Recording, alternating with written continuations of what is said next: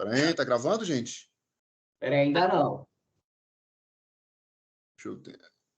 Se você Acho que quiser, vai eu clico começar aqui. agora, vai começar agora. Foi? Iniciou. Iniciou?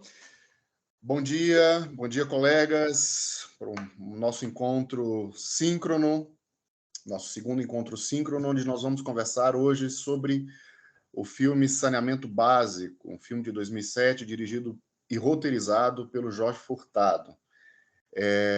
Inicialmente, a gente pensar nessa ideia do filme na escola, acho que aí já fica uma conversa geral, acho que para nós pensarmos essa ideia. A gente tem vou reprisar e repetir aquela ideia de que quando a gente vai passar um filme, a gente já vai conversando com os estudantes em seguida e já reivindicando a racionalização desse processo, né?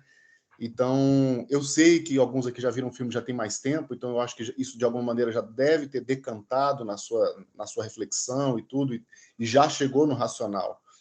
Mas eu, antes, então, passando a palavra para vocês, para a gente conversar sobre o saneamento básico, você admite aí, Léo? Admito.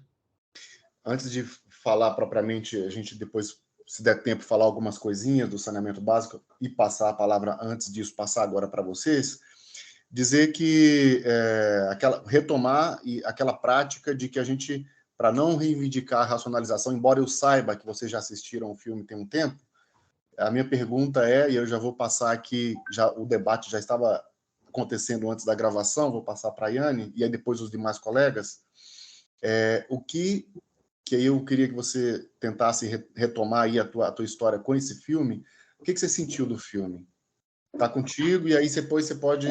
A gente vai estipular, gente, aí vamos pensar uns 3 ou 4 minutos para cada um, e aí depois a gente vai... Velho. Filho da puta! Bom dia, todo mundo. Bom dia, Me mudou um pouquinho agora com a discussão que a gente estava tendo no início, né? Que veio sobre os filmes da Marvel, heróis, e aí a gente trouxe a questão da Disney, né? De como ela traz a questão do sistema capitalista, porque ela tem que ganhar dinheiro e não fazer histórias. E aí eu estava trazendo a visão de que o filme fala sobre isso também, né? Um grupo de pessoas que quer o básico da cidade, que é esgoto, e que não tem dinheiro para isso, mas tem dinheiro para fazer um filme. Então, eles têm que dar um jeito de conseguir esse dinheiro, né?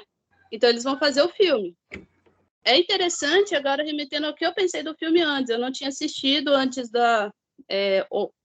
do período do curso, assisti por causa do curso, que traz a metalinguagem, né? O filme falando sobre produzir filme.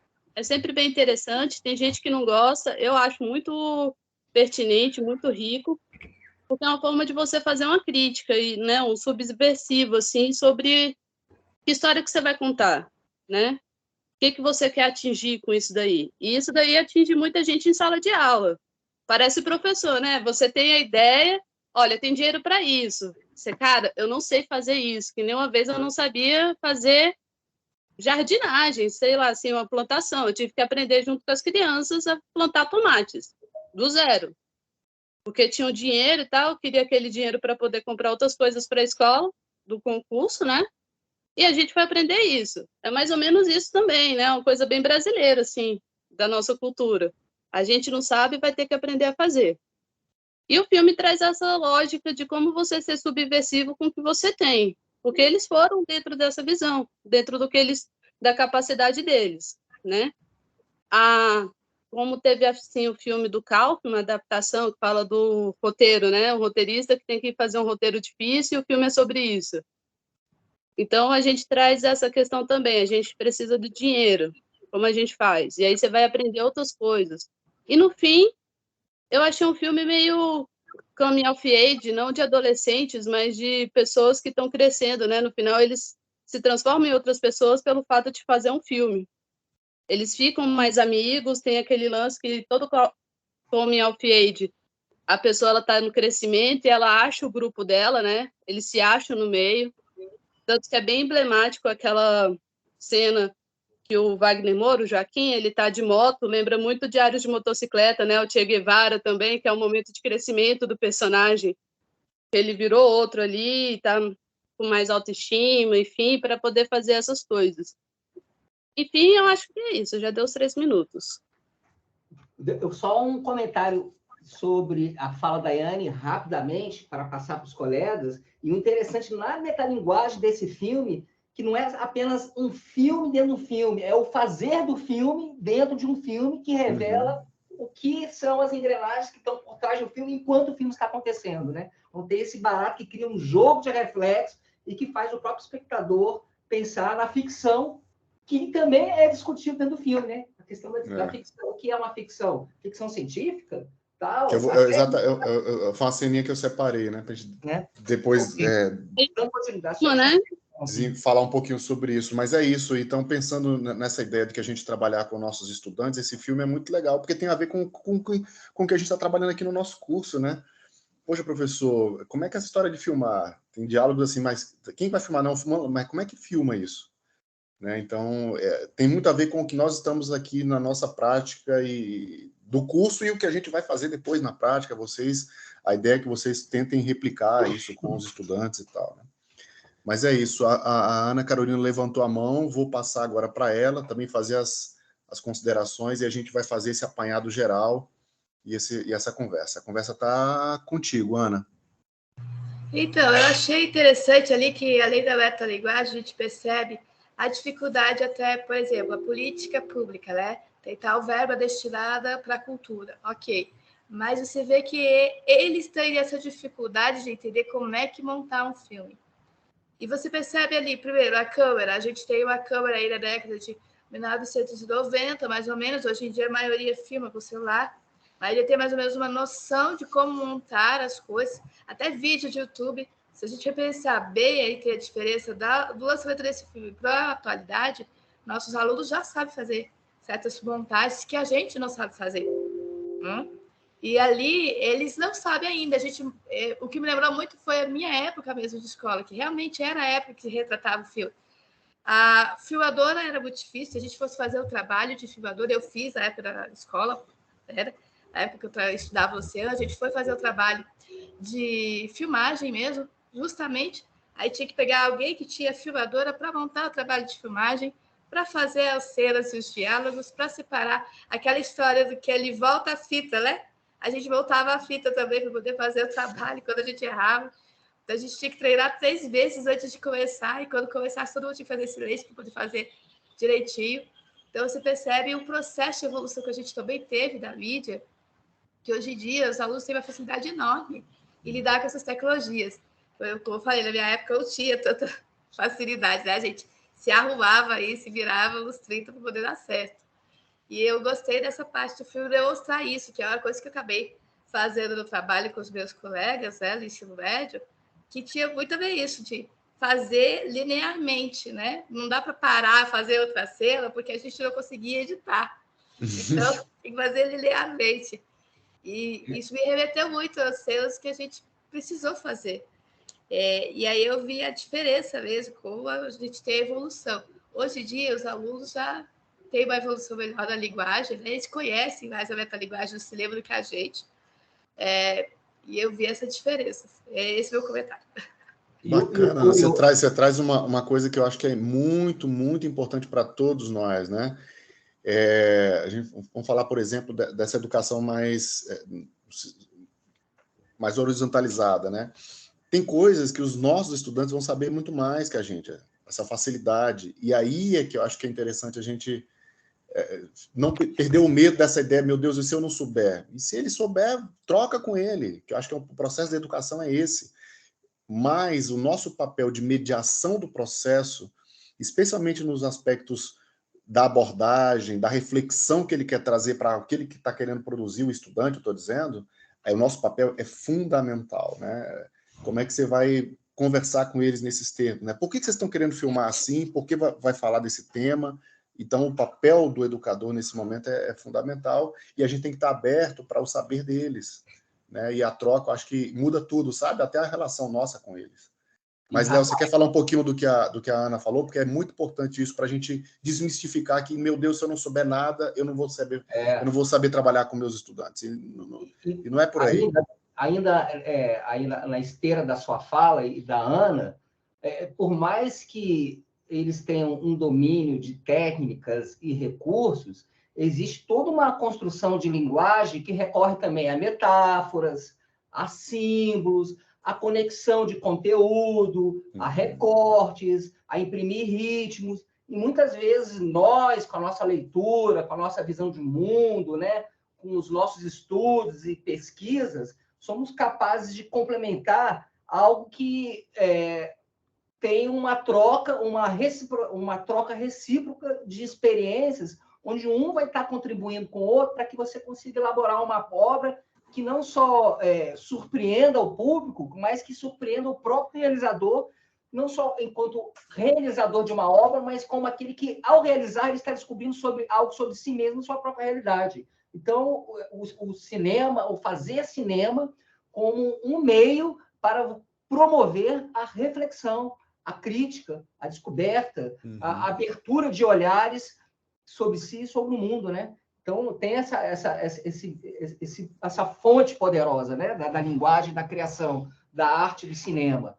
E só lembrando uma passagem curiosa sobre a questão do filme, né? De voltar à fita, e aquela correria, experiência, e cada um fazendo alguma coisa, ou um assumindo mais coisas que o outro, e chega uma hora que todo mundo se sobrecarrega, e aí esquece de um detalhe, esquece de outro. Tem uma cena no filme que, inclusive, o Bruno Garcia esqueceu, eles entregaram o bruto da fita para o editor, e o Garcia esqueceu de apagar uma cena que ele filmou, inclusive isso vira um assunto no final do filme, né?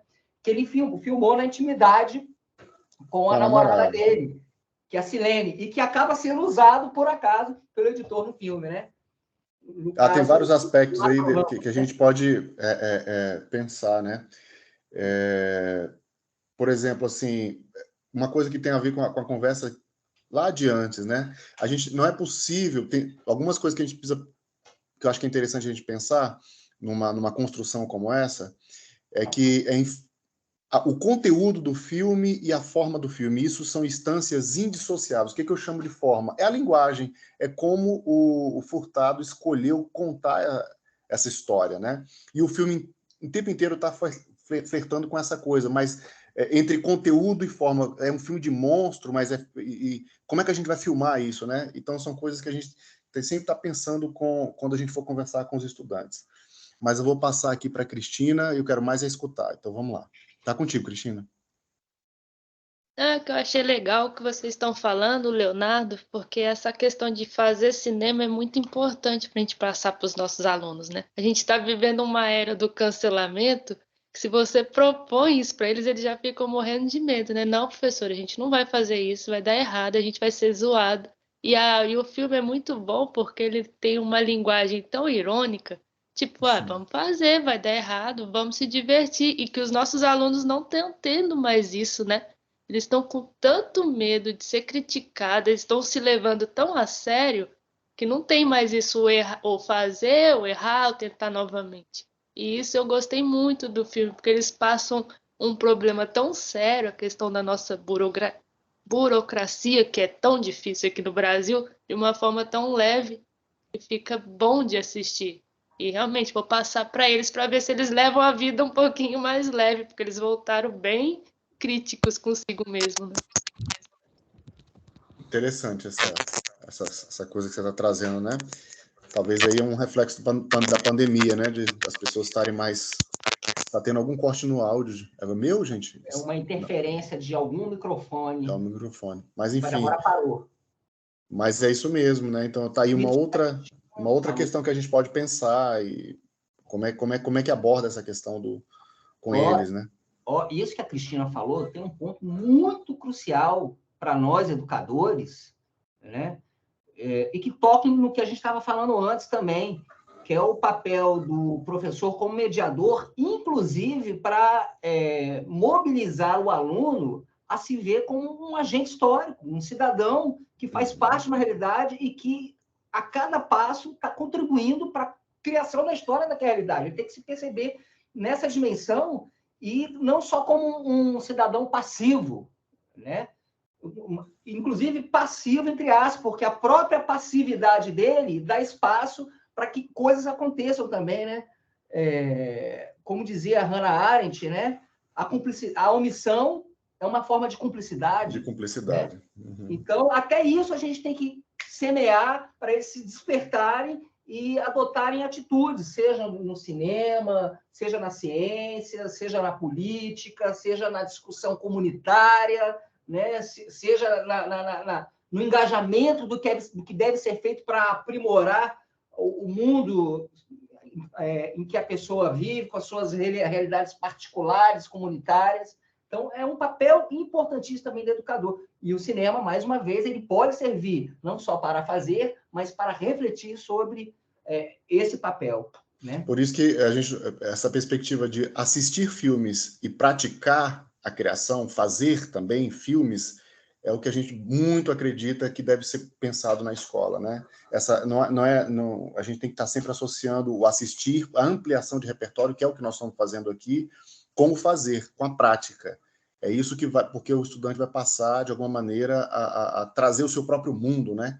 Quando eles vão colocar as ideias no papel para filmar, ali ele está se revelando, né? Está dizendo qual o repertório que ele tem, o que influenciou ele, como é que ele pensa em falar sobre aquilo para o mundo. Então, é um processo muito interessante. Então, vou passar aqui. Passar para Lévora, né? Isso só para encerrar, eu não vou nem adentrar aqui uma discussão que, inclusive, também é filosófica, que é a experiência do frenesi artístico promovendo expansões de percepção que fazem você transpor a realidade comum, entendeu? E enxergar novos horizontes de percepção. Eu não vou entrar nem nesse aspecto. Aí a gente vai entrar em o que é realidade, né? O filme fala um pouco disso, né? O que é realidade, o que não é, o que é... Enfim, dá muita discussão, inclusive para estudantes, a depender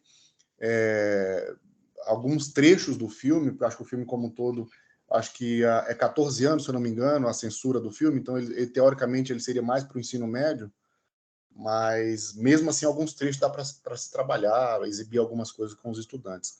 Mas eu vou passar para a Évora aqui, que está na fila. Está contigo.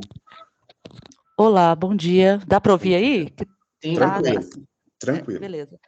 Eu faço muito da fala da Cristina e ainda acrescento, porque realmente os meninos estão numa fase de cancelamento, eles têm muito medo de se expor, mas a gente também está numa época em que o audiovisual está muito presente. É vídeo do TikTok, é vídeo disso. Então, assim, muitas vezes os alunos sabem fazer o audiovisual que eles fazem, mas eles não sabem como se expressar nesse audiovisual. Então, ele não vai saber que o cinema também é só crítico, porque o que eles veem no cinema são super-heróis, eles não veem...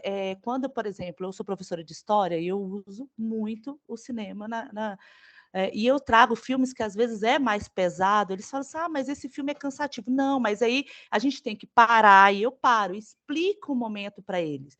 Eles não têm essa sensação, essa criticidade, que um filme ele pode trazer uma crítica social, ele pode estar...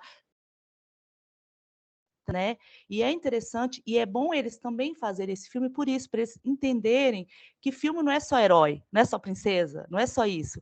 O filme, ele traz tantas explicações que você pode usar. Por exemplo, eu lembro que eu usei uma vez um filme A Onda com eles, que não é aquele filme... Né? Qual?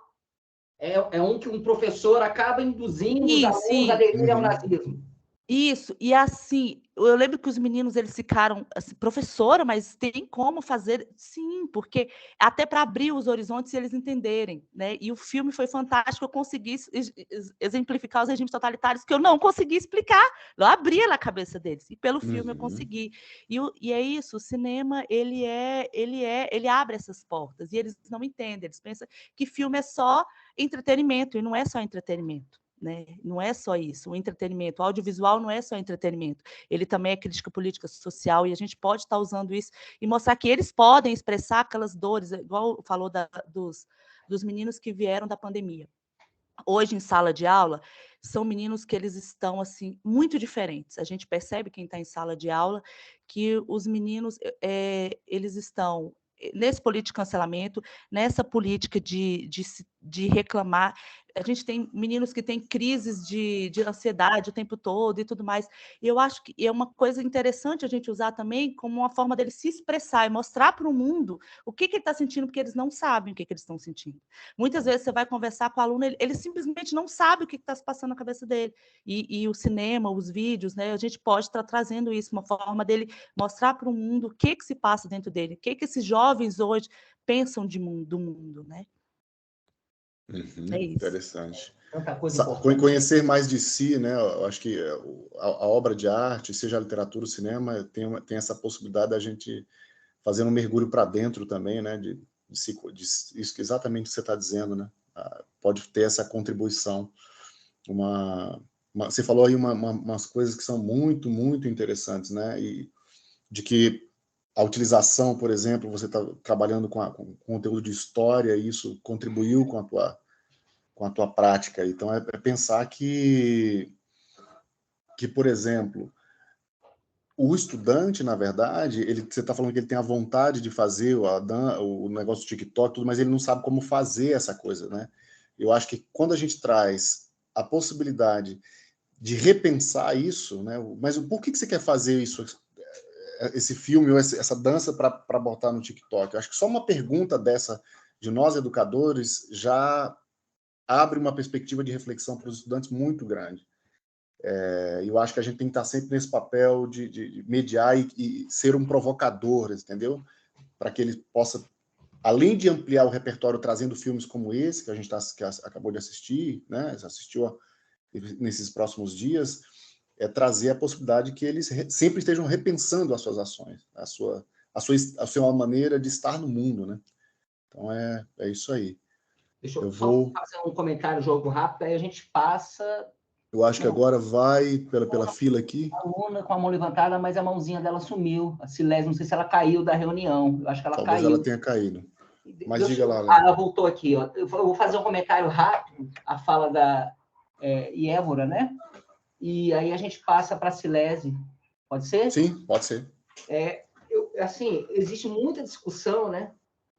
E visões diferentes sobre até que ponto essa safra pungente de entretenimento de heróis, filmes de entretenimento de heróis, leva a um condicionamento de gostos pelo cinema e uma rejeição a outras linguagens cinematográficas, né? Então, tem essa discussão. Inclusive, me lembrei de um filme agora, daquele diretor mexicano, Iñárritu, chamado Birdman, onde o próprio protagonista, que também é um diretor de teatro, e que no passado tinha feito um filme de herói onde ele era o protagonista, ele é assombrado pela lembrança daquele herói como algo que, para ele, soa, eu me submeti à cultura industrial. Até que ponto isso interfere na minha trajetória, na minha história, na minha condição humana?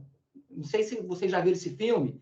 Eu não vou ficar ele voa no final. Spoiler, né? Mas a lembrança está sempre aqui atrás dele.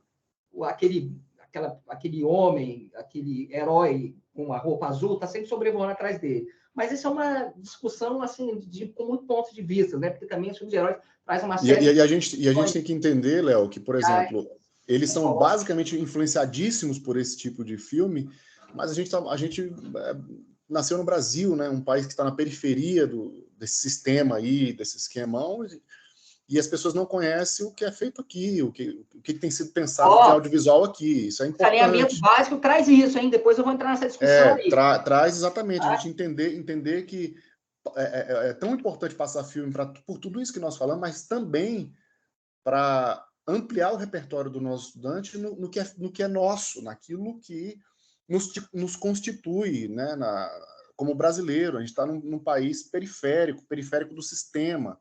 Então, esse cinema aí, que influencia muito nossos estudantes, ok, mas a gente tem que trazer outras perspectivas, reforçar mais esse cinema de lá. Será que é o caminho? Não tenho resposta para isso. Eu desconfio que não.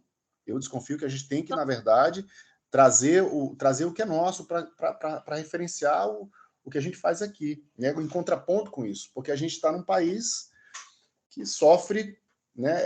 Antes de mandarem as armas para dominar o mundo, eles mandam os filmes, né? a dominação cultural se dá pela indústria, pelo aquilo que Adorno chamou de indústria cultural. Então, a gente tem que estar sempre atento a essas questões, né? Mas é uma discussão que é importante, por isso que vocês estão aqui, e eu acho que trazer...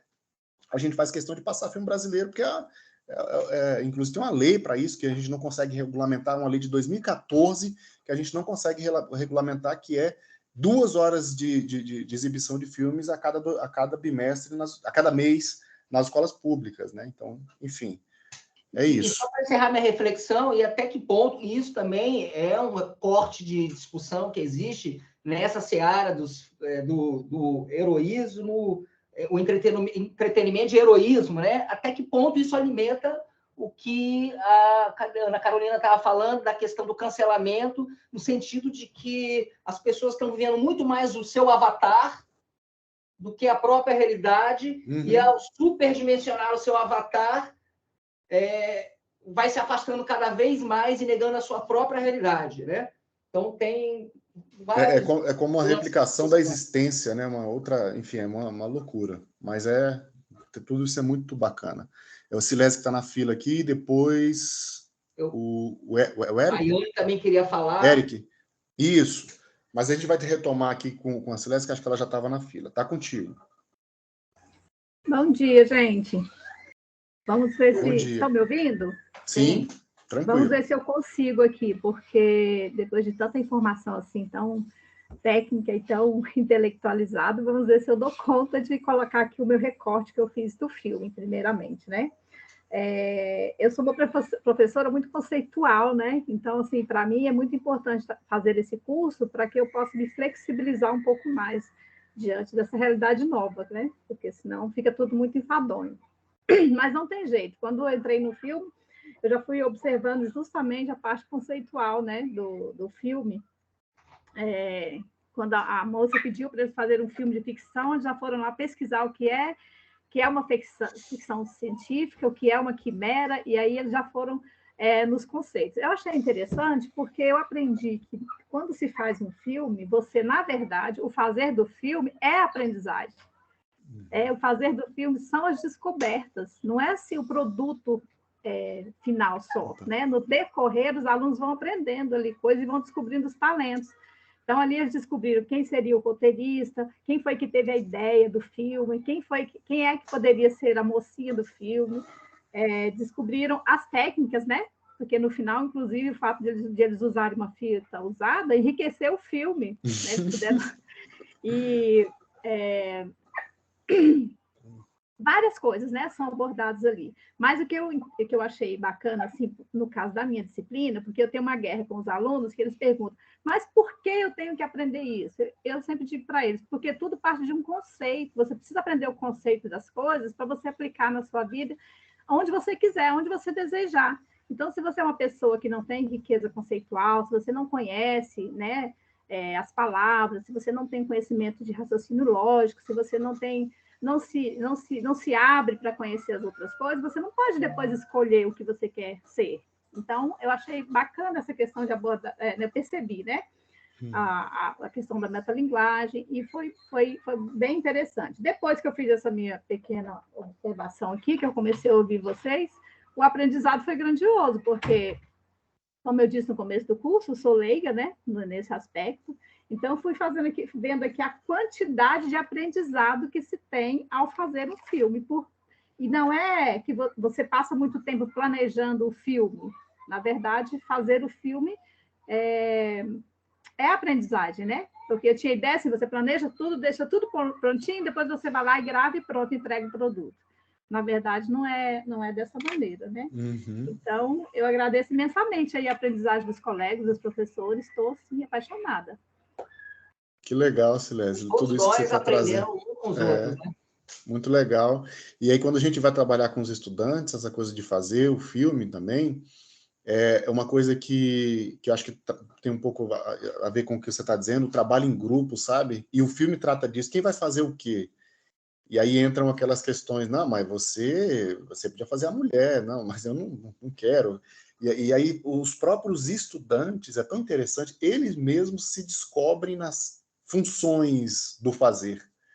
aquele que acha que tem uma maior habilidade para lidar com o celular, e aí ele já assume, e algumas experiências, assim, às vezes estudantes que têm uma liderança, vamos colocar aqui, difícil na sala de aula, muitas vezes eu já passei por experiências assim, que era o que tomava, não, vamos fazer, e você ganhar aquele estudante de volta, sabe? Então, esse processo do audiovisual, eu acho que aí fica aí também uma outra possibilidade de prática para a gente, de resgate daquele estudante que tem uma liderança, e às vezes essa liderança não é canalizada para uma coisa efetiva de aprendizado, e a gente pode resgatar para isso, com o trabalho de fazer. E o que você diz, o que é mais legal de tudo, resultado não importa, o importa é o fazer, porque o fazer, justamente, o aprendizado está no processo, né? E é isso. E aí vai aprendendo com a prática do dia, e discutindo com um colega, enfim, inclusive as questões de relações humanas, sabe?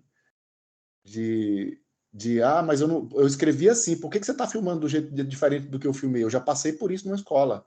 O menino escreveu e a menina que dirigia, ela queria mudar, e o outro ficou chateado, e a gente tem que entrar para mediar, mas tudo isso é aprendizado para a gente, de uma maneira, inclusive, para estar no mundo, né? Para como que a gente negocia, como é que a gente volta atrás, como é que... É o nosso processo, né? De trabalho em grupo, de viver em sociedade, né? Então, tem mais essa outra camada que você está trazendo aí na tua reflexão para a tua prática, né, na sala de aula. Muito legal. E, João, Silésio, tem a arte e a apreciação em comum com outras pessoas, tem um fenômeno interessante, né, da perspectiva subjetiva, individual, é que, por mais que a gente assista a obra 3, 4 vezes, debata com os nossos colegas adultos, professores, você muitas vezes é surpreendido com o olhar de uma criança de 12 anos que enxergou uma coisa que você jamais imaginaria e que tem sentido, né? Isso que é bacana também, né? Essas revelações, assim, que mostram o que é a vida, o que é o ser humano, o que é olhar, o que é a arte, né? Tudo isso, né? Então tem esse lado bacana também, entre outras coisas. E é muito interessante que, se você pega uma coisa que está no papel e dá para cada estudante, filma isso aqui, sei lá, vai sair, embora tenha um roteiro, uma ideia, vai sair coisas diferentes, então, porque cada um vai ter a sua visão, o seu ponto de vista e tal. Muito legal. Eu acho que estava na fila aqui, é o Eric. Isso, é o Eric. É o Eric, depois a Larissa. Isso, tá contigo, Eric. Então, bom dia, colegas, para quem não deu bom dia. O que o filme me traz, deixa eu ver certo, eu até coloquei em um dos fóruns de discussão, ele me lembra muito a discussão do cinema novo, do Glauber Rocha, uma câmera na mão, uma ideia na cabeça, porque o filme do Furtado, ele traz também uma perspectiva de quão difícil é produzir o cinema, a produção cultural, não vou nem falar audiovisual, a produção cultural no Brasil, sendo que no Brasil nós temos aquela característica, acho que na América Latina como um todo, tá? De que a produção é mais financiada pelo Estado, diferentemente de outros locais. E aí tem a correria para se adaptar, e o que a colega falou do edital não, da linguagem, de ter que se adaptar ao edital, aprender o que está dizendo o edital, como se adaptar ao edital. Desculpa. Acho que isso o Furtado traz de maneira fantástica. E aí ele leva para uma outra discussão. O que é se a câmera na mão, uma ideia na cabeça? Se você pensar até os anos 80, é tranquilo você ter uma ideia, se resumir um edital, se você tem a Embrafilmes patrocinando o cinema brasileiro. Quando você tem o governo Collor, que acaba com a Embrafilmes, você vai ter um período aí de 4 anos, até Carlota Joaquina, sem cinema, que é a retomada. E você vai ter que ir atrás da retomada, novamente se adequar ao edital, o edital vai ter que... roteiro tem que mandar para patrocinador vai vetar parte do roteiro ou não vai vetar. Então, acho que ele traz muito disso. Como fazer a produção cultural no Brasil é complicada, é burocrática, como até uma colega colocou, ao mesmo tempo que acho que de 2015 para cá tem se tornado cada vez mais democrática por romper com a burocracia, porque não seria mais uma câmera na mão, uma ideia na cabeça, mas um celular na mão e uma ideia na cabeça. E aí você vai começar a romper com curtas, mesmo o Estado ainda tendo que deixar, por exemplo, com o festival de curtas das escolas públicas. Eu sei que você não gosta que fala dele. Te deixa triste, mas... para mim é difícil. Mas são ações que agora você começa a ter o estudante e um professor que consiga puxar num protagonismo, e o Estado não está mais financiando, porque ele não consegue controlar. Às vezes uma produção vai direto para o YouTube e viraliza. Acho que isso é interessante notar como o filme traz nessa linguagem, nessa metalinguagem, toda essa discussão, e aí nós podemos fazer uma reflexão de como era tão complicado fazer cinema, e que o cinema burocrático, abre aspas, profissional, ainda é difícil, muito difícil, mas um celular na mão, não é nem parafraseando, reeditando a frase, um celular na mão, uma ideia na cabeça, está dando liberdade e vazão criativa para vozes periféricas. É sensacional isso. Bem isso. E isso nos serve, né, como por educadores que está em sala de aula, que está na escola. E acho que essa democratização é importantíssima. Em 2003, eu estava na gravação de um curta que ainda era gravado em película. Pra vocês terem uma ideia, era película mesmo, era rolo de filme, película. E você gravou, aquilo que está gravado, se não serviu, sai fora. E 1 minuto da película era R$400 na época, para vocês terem ideia como é que era um troço caríssimo.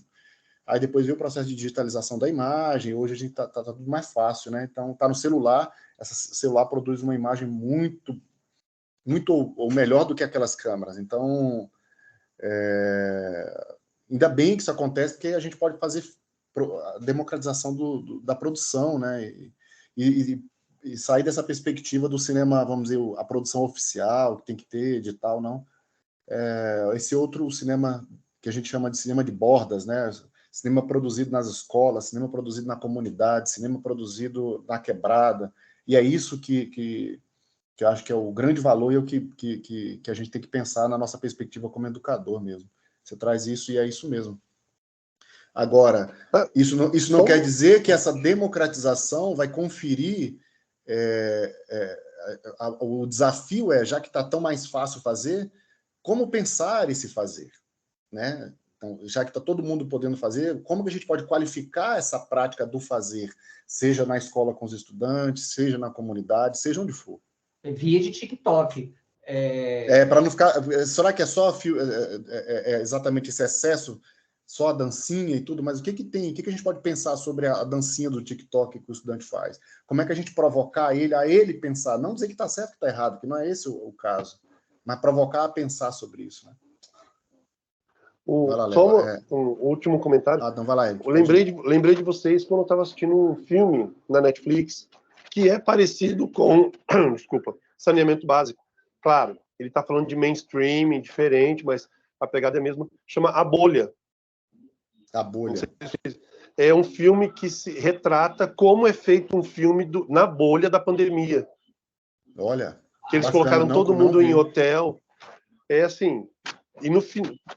Não vou dar spoiler, porque tem gente que não gosta, mas é uma pegada parecida, claro, ele está retratando o mainstream, a grande indústria, grandes atores, é diferente, mas a pegada é isso, ele coloca todo mundo dentro de um hotel e fala, vocês estão embolhados e aqui ninguém vai sair porque tem que produzir o filme, ponto. E aí, como é a produção, enfim, fala do mainstreaming, mas lembra um pouco essa discussão do saneamento básico. Realidades distintas, óbvio, mas lembra um pouco.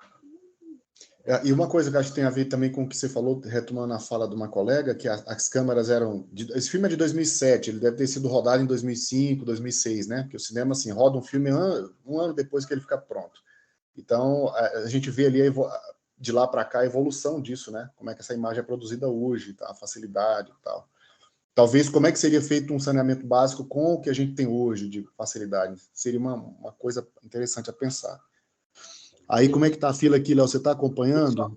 eu vou passar para a próxima, e só complementando, eu não sei se Eric e colegas já tiveram oportunidade, porque essa metalinguagem é um recurso utilizado em outras situações pelo Jorge Furtado. Não sei se já tiveram oportunidade de assistir um curta dele chamado Sanduíche, que também é difícil você comentar o filme sem dar spoiler, mas também é utilizada a metalinguagem de uma outra maneira que vai te surpreendendo, porque você vai descobrindo uma caixinha As dentro camadas, da outra, né? infinitamente. Uma coisa incrível. Fica aí, e acho que já tem no YouTube, Sanduíche, Jorge. E tem um clássico, gente, que eu acho que todo mundo viu na escola, acho que todo mundo viu Ilha das Flores aqui, não sei, imagino, que é aquele filme que todo professor passava, que é o filme, é o primeiro, acho que o primeiro curta do Jorge Furtado, dos anos, acho que 89, o filme é de 89. Então, a nossa geração, boa parte dela, já algum professor em algum momento passou esse filme. E é muito interessante. Não sei se vocês sabem que tem o Ilha das Flores 2, né? Que é interessante. Inclusive, eu acho que o narrador é o próprio Paulo José, né? O Paulo, a história se passa lá dentro de novo. Só que aí é uma outra pegada. É uma outra história. Como é que tá a fila aqui, Léo? Agora a Larissa Santoro. Perfeito, tá contigo, Larissa. Larissa. Larissa. Oi, gente, bom dia. Bom dia. Eu vi que vários colegas já apontaram coisas muito legais aí, e inclusive um pequeno resuminho, uma síntese do que é a história, mas eu vou dizer assim, o que eu senti ao longo do filme, que eu acho que vai contar mais aqui nesse momento agora. O que eu senti que achei mais interessante foi o seguinte arco: eles começam a fazer o filme em função da grana que precisam para arrumar o fosso, ou a fossa, o fosso. Eles começam a produzir aquele filme com aquela intenção. Então, no início da produção, você vê uma preocupação muito grande deles de reduzir os custos, Então, vamos reduzir os custos, a gente precisa fazer da forma mais barata possível. Vamos procurar as parcerias, esse vestido não, tem que ser esse sapato não, tem que ser esse. Em relação, inclusive, para filmar, o recurso para filmar, a câmera, pega emprestado e tal, e gravando em sequência também, então tudo para tornar mais barato. Só que ao longo da produção, você vai vendo que vão surgindo novas necessidades, vão surgindo necessidades que são, na realidade, fruto do prazer de fazer, do prazer de criar. Ele deixa de ser em função de precisar fazer aquela obra e você começa a sentir que eles vão sentindo prazer do criar, do produzir.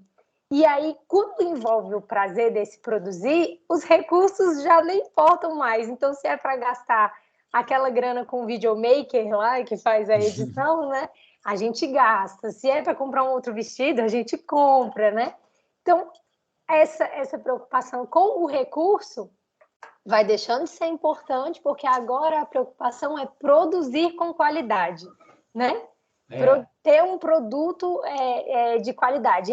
E é muito interessante essa movimentação. No finalzinho, é claro que eles precisam ficar o tempo todo lembrando, uns aos outros. Eles precisam se lembrar por que eles estão produzindo aquilo.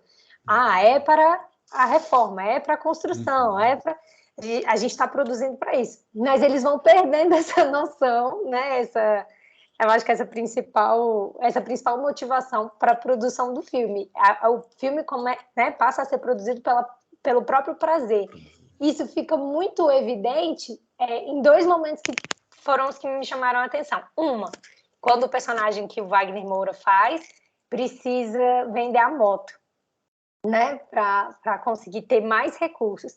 Quando ele abre mão de uma coisa dele, assim, que você vê que ele tem uma questão bem pessoal ali, um valor bastante pessoal, você vê todo um romance naquela cena em que ele vai andando com a motinha, para entregar lá para o comprador, ele simplesmente vende para poder fazer o filme, assim, o recurso já não fazia mais sentido. E a personagem da Fernanda, quando vê a cena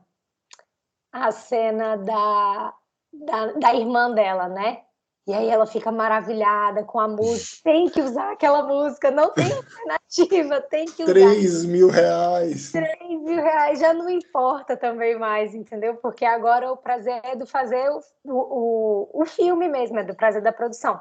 E aí, o que eu até fiquei um pouco em dúvida, porque no final, pelo menos me passou essa sensação de que não fazem a Não reforma. termina o filme, mas a reforma não está concluída. Acho que nem iniciada, se eu não me engano. Nem iniciada, porque o pai dela ainda passa naquela ponte Exato. Então, essa foi assim, acho que foi o que mais me tocou, essa coisa do prazer de fazer, o prazer de produzir, que me lembrou muito o que vários colegas aqui estão falando sobre essa sensação do prazer. Essa foi a primeira coisa. A segunda coisa que eu queria comentar, aí já é um comentário de um comentário. Eu posso fazer? Posso fazer? Pode. Dos colegas que estão falando sobre os alunos, né, os estudantes que estão trazendo esse olhar aí TikToker para coisa, né? Outro dia começaram a me pedir muito para eu entrar nas redes sociais. Eu já não usava rede social, já tinha quase um ano, e aí os alunos, né? Professora, como assim? A senhora é isso e aquilo, ia fazer sucesso, vai virar blogueira. E aí eu falei, não, gente, eu não tenho interesse e tal. E aí, nessa conversa com os alunos, eu descobri que eu tenho uma aluna que tem 18 mil seguidores no Instagram. E é porque hoje, quando a gente fala de milhões de seguidores, 18 mil parece pouco, mas, gente, na nossa realidade... pensar 18 mil pessoas te acompanhando, né? 18 mil pessoas. E aí, quando eu vi o Instagram dela com 18 mil seguidores, eu falei assim, fulana, como é que você conseguiu isso? Você tem que explicar o que foi que aconteceu para você ter 18 mil seguidores, porque ela tinha, sei lá, 6 fotos no Instagram. E aí ela falou, professora, é por causa disso. Aí me mostrou o Reels do Instagram, né? Que são aqueles videozinhos curtinhos que depois eu acho que até inspiraram a própria criação do TikTok. Não tenho certeza aí do que veio antes, mas... Ela tem vídeos de dança. Vídeos dela dançando. E esses vídeos, ela tem mais de 500 mil visualizações em um único vídeo. Então, olha o alcance, né? O vídeo, a coisa filmada, tá tendo muito mais repercussão e alcance e distribuição do que a fotografia, pelo menos no Instagram. E agora aqui, com essa criação dessa rede nova, que é o TikTok, né? Que é praticamente só de vídeo, então você vê a importância que essa geração está dando para a coisa do vídeo. E, ao mesmo tempo, eu sinto que eu, às vezes, preciso ser uma professora meio TikToker, porque eles esqueceram o que é ser estudante. Você precisa dar o conteúdo muito rápido, muito sucinto, com o mínimo possível de coisa. Então, eu acho que eu tenho que ficar, sabe, dançando assim. Fazendo uma dancinha no final. Isso, para conseguir juntar o conteúdo e passar o conteúdo, porque essa instantaneidade é uma necessidade. Quando você propõe um filme de 1 hora e pouco, parece muita coisa para eles não têm muita paciência. A colega falou de filmes conceituais com os alunos, né, como A Onda e tal. Realmente é assim, isso é um único filme, são milhares de anos, é tipo isso, porque o aluno não tem nenhuma paciência mesmo de assistir uma coisa que seja mais longa. Aí a terceira coisa que eu queria falar, eu espero não estar sendo muito chata. Não, tá a terceira coisa esse final de semana eu assisti uma produção que me encantou, assim, que eu achei muito diferente, que foi o seguinte, uma coisa que eu comentei lá no nosso fórumzinho foi o fato de o nome do filme não me atrair, porque parecia nome de documentário. Olha só, eu que gosto de documentário, mas sabe quando você vê assim, o nome do filme e pensa, talvez a gente não conheça tanto, não seja tão divulgado, porque tem esse nome de documentário, né? E aí, nesse final de semana, eu fui assistir um documentário no cinema. E o que foi muito legal, que o nome do filme chama Flea. Não sei se vocês já procuraram, deram um Google, viram por aí. Foi um documentário que foi produzido em forma de animação. É um documentário que fala de imigração, assim, de refugiados e tal. Só que eu acho que ele foi filmado e depois fez uma animação por cima, sabe? Eu não sei exatamente que técnica é essa, mas eu acho que foi isso. Inclusive para preservar a identidade da pessoa que estava fazendo o documentário, né? Que é da história que estava sendo contada. Mas é um documentário em forma de animação, que para mim foi assim, uma transmutação de formato E aí, que é um documentário, mas me atraiu por conta dessa... Da linguagem. Por conta dessa linguagem. Uhum. Falei um monte. Vai lá, Léo, vou passar para você. Não, vai você, que acho que toda hora eu estou falando. Eu fui fazendo algumas anotações aqui para comentar vários pontos interessantes colocados pela Larissa. Deixa eu ir de trás para frente, que você falou do efeito de animação sobre filmagem. Eu já participei de uma produção, talvez, não sei se tenha sido esse efeito, e eu não sou editor de After Effects, mas, no caso, o meu amigo na situação, ele é um profissional disso, o João Rafael conhece, o Thiago Moisés. A minha área de edição é mais do Adobe Premiere, né? Que foi um aplicação de efeito chamado rotoscopia, onde você realmente filma, aí depois você vai levar para animação, aí todos os personagens ficam em forma de desenho, e parece que tem uma coisa viva, assim, fica mexendo na pele, assim, o tempo inteiro, nas paredes, você percebe a vibração no físico. O físico fica vibrando o tempo inteiro, em movimento, né?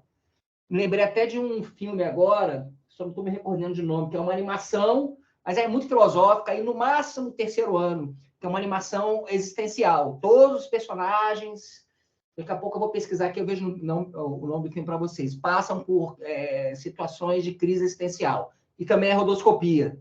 Você vê os efeitos, a pele vibrando, as paredes vibrando, as coisas se deslocando, o tempo inteiro os objetos estão em um dinamismo vibracional, né?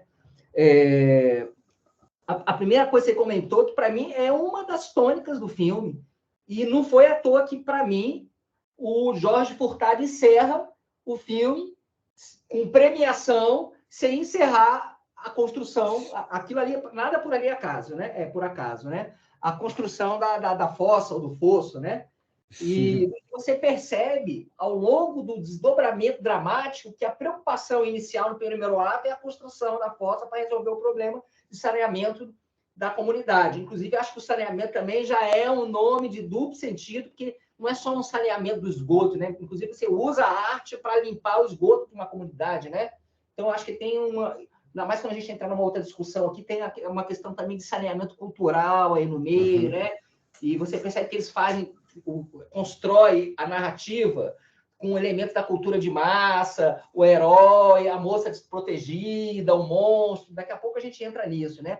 Mas o desdobramento dramático do filme, ele percorre esse indicativo, a preocupação inicial é esgoto, depois a preocupação não é mais esgoto, é fazer a obra, qual vai ser o caminho do monstro, como é que ele vai ser vencido, no final, o uso das imagens da Silene e fazendo um apelo sexual na conclusão do filme sobre a grande diva daquela produção. Então, tudo vai mudando e você tem uma virada de mesa no eixo de preocupação central do filme. E tanto que encerra o filme, não se fala mais nem na construção do esgoto, está falando na premiação do filme, né? Então, tem essa. E a questão do TikTok, que também dá muita discussão, né? Eu me lembrei, não sei se vocês já assistiram uma série chamada Black Mirror, né? Que nunca mais... Eu fico saudoso, né? Porque eu assisti todos e nunca mais deram continuidade para outras temporadas, né? Mas, para quem não conhece, resumindo, é uma série que faz uma abordagem um pouco escatológica das possíveis consequências negativas da tecnologia nas relações humanas. E um dos episódios é justamente um universo onde as pessoas elas são ranqueadas e pontuadas pelas suas relações de redes sociais. Então, todo mundo vive em função do que pode dar mais ponto ali no seu Instagram. E quanto mais ponto você tem, mais acesso você tem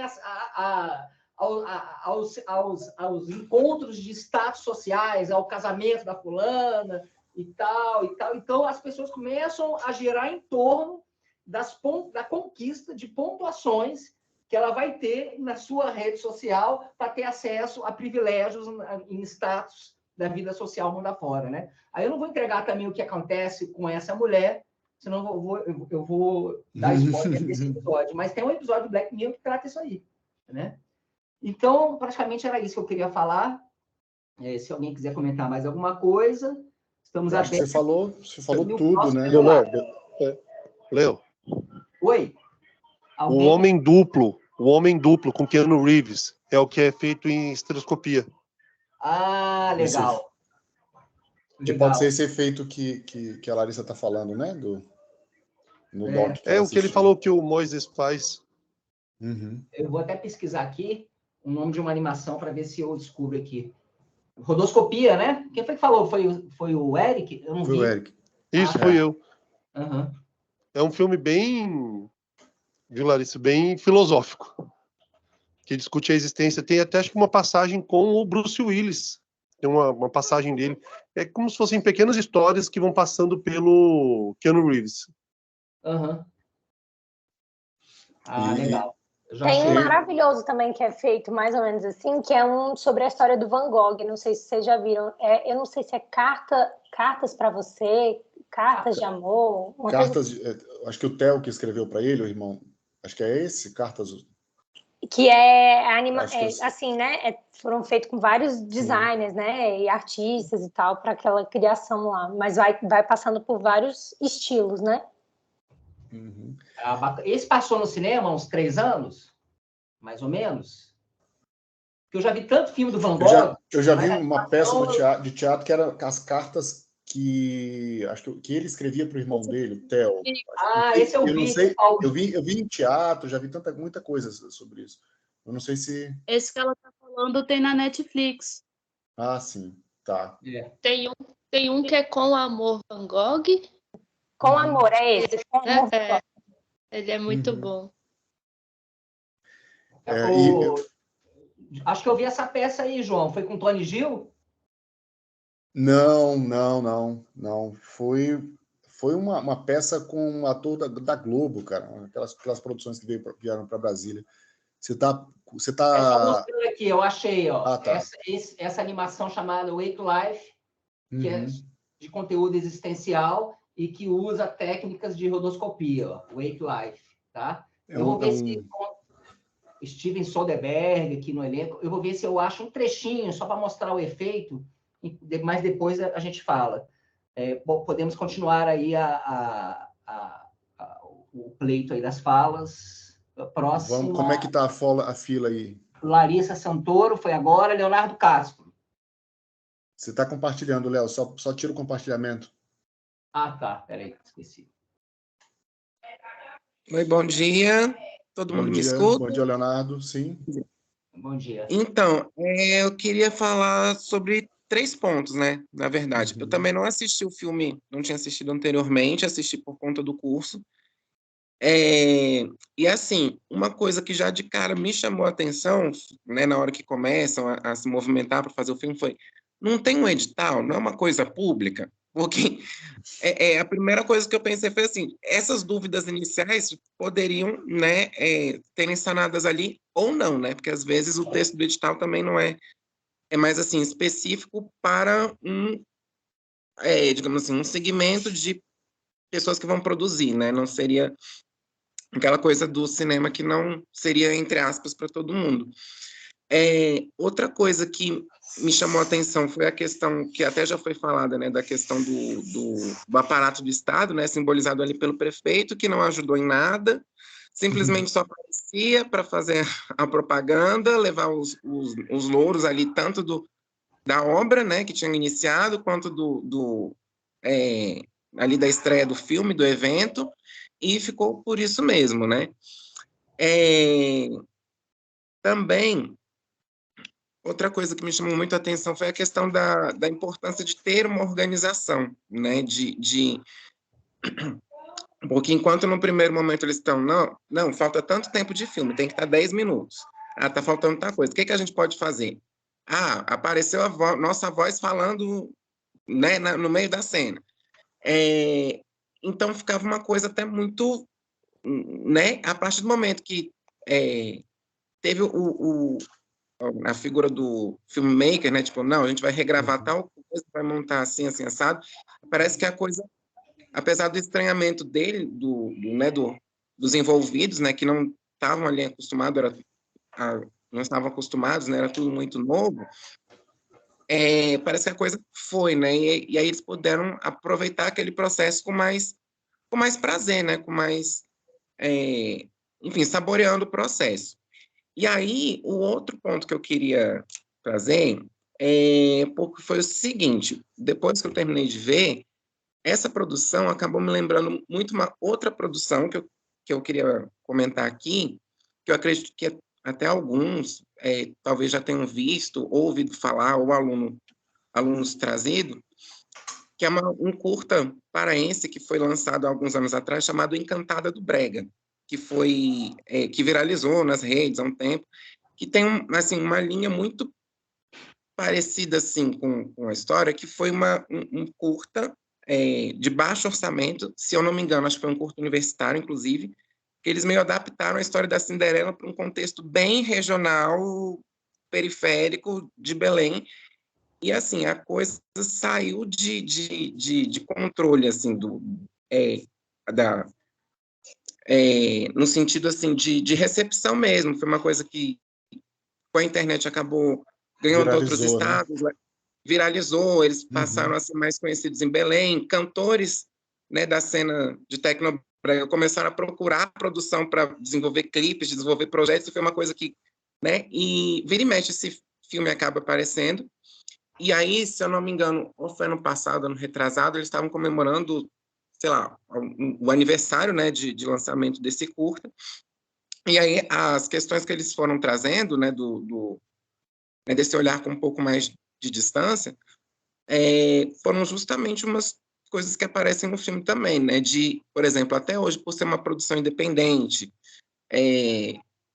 assim, não sei se totalmente fora do meio acadêmico, até hoje algumas pessoas têm uma certa resistência, pessoas do cinema falando, tipo, não, mas isso não é um filme, isso é uma outra coisa, isso é...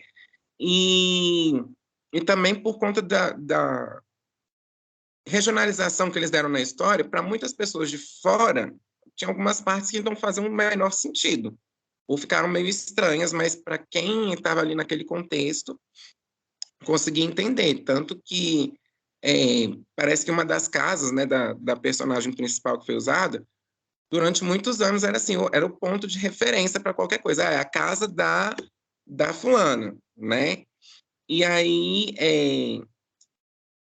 nessa conversa que eles tiveram, né, alguns foram engajando no audiovisual, outros indo para outras áreas, mas até hoje tem esse estigma que também aparece no filme porque no filme são pessoas completamente sem vivência de audiovisual, que fizeram com objetivo e, enfim, acabou me lembrando muito essa história que aconteceu realmente, e assim, para mim, particularmente, esse curta é uma pérola, assim, indico, inclusive. Como é que chama mesmo, Leonardo?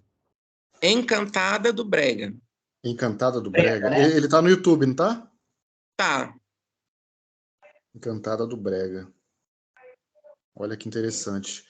E assim, tem pegando um pouquinho a tua fala, tem uma professora aqui da Universidade Federal de Goiás, a professora Alice de Fátima Martins, ela traz uma ideia que o cinema de bordas, né? Que ela chama de cinema de bordas, que eu acho muito interessante essa ideia, porque ela nos contempla.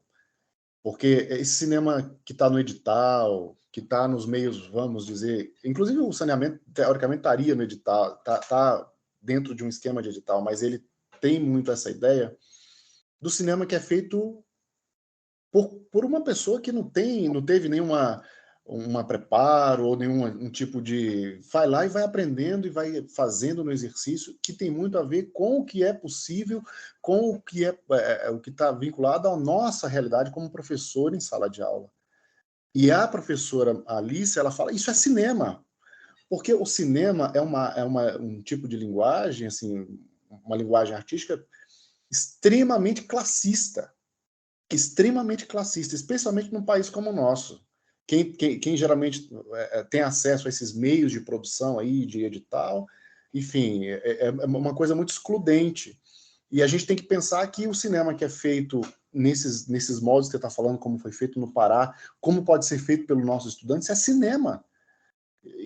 Porque, não, mas isso não é cinema, essa discussão, né, acho que a gente tem que começar a pensar que isso também é o cinema que acontece ali naquele lugar, produzido por aquelas pessoas, e a gente desmistificar esse cinemão aí, essa coisa blockbuster, ou essa coisa mais, vamos dizer, do acesso aos meios de produção. Ah, mais um filme independente. Mas se aquele filme independente está vinculado a esse esquema de meio, tem edital por trás, ele já está dentro desse esquema. Agora, me interessa muito, eu acho que e isso vale para o nosso trabalho, o cinema que é esse cinema que você está dizendo. E é nisso aí que eu acho que a gente tem que pensar para o nosso trabalho com os estudantes, né? Você traz essa ideia aí que eu acho que é muito legal, Leonardo. Criação de dispositivos, né, Rafael?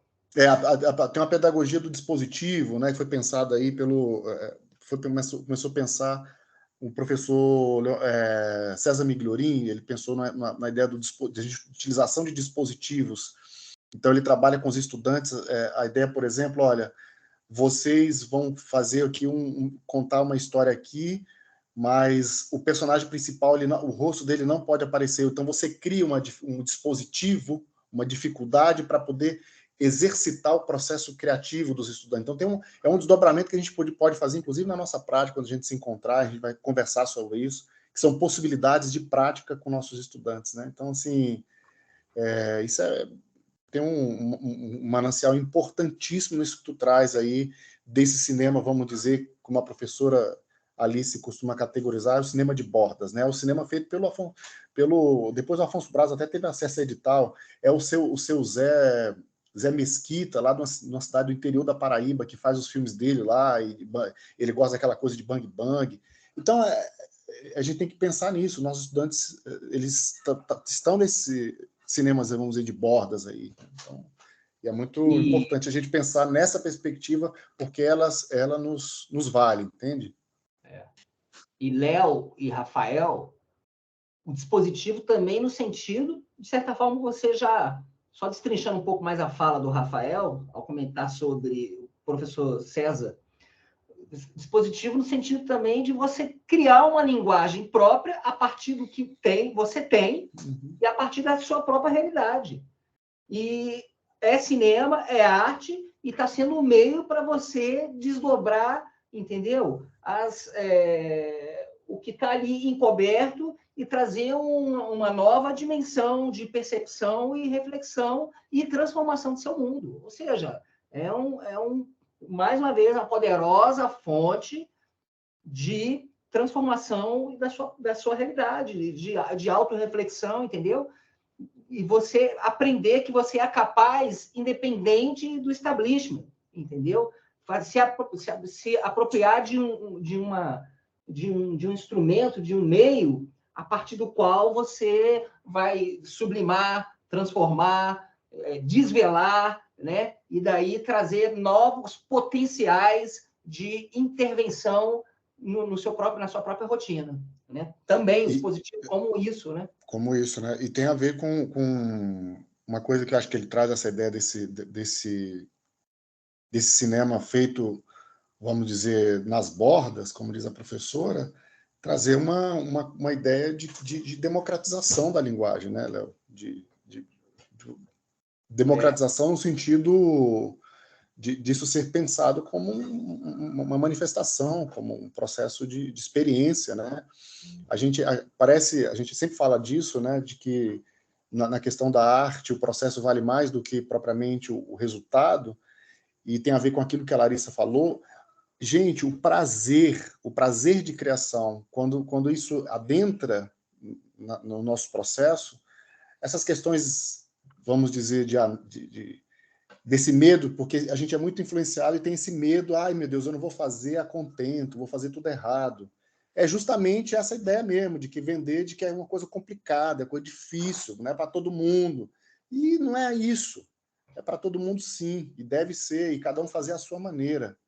Então, acho que dentro da sua fala, Leonardo, eu acho que o mais importante é a gente pensar isso na nossa perspectiva aí de educador, sabe? Vamos passar a seguir aí. Como é que tá aí, Léo? Quem vem na fila? Você tá com... Deise. Agora é a Deise, isso. Tá contigo, Deise. Oi, pessoal, bom dia. Oi, bom dia.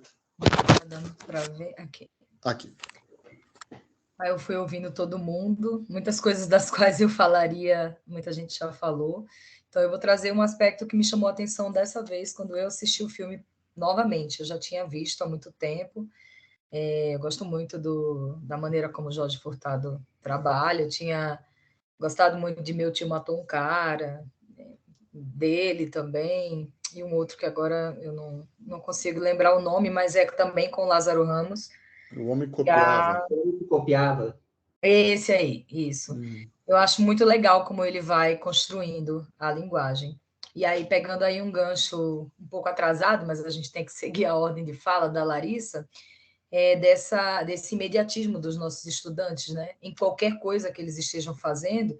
Eu levei para a sala de aula, recentemente, semana passada, um vídeo do TikTok de alguém fazendo um bolo, porque eu percebi que muitos dos alunos não tinham lido o livro literário que tinha sido passado por uma professora do 9º ano. Eu estava dando uma força, substituindo ela, porque eles teriam prova e teriam um teste sobre esse livro. O livro em questão era O Médico e o Monstro, e eles não leram, não era um livro muito grande. A história eu acho muito legal, mas enfim, não sei como é que foi vendida a ideia para a leitura do livro. É uma dificuldade muito grande. Os alunos já perguntam se tem filme, porque na ideia deles eles vão assistir o filme ou vão ler o resumo e vão conseguir fazer o que precisa ser feito no dia do teste, o que é um pouco triste, principalmente para mim, como professora de português, que ama literatura, enfim.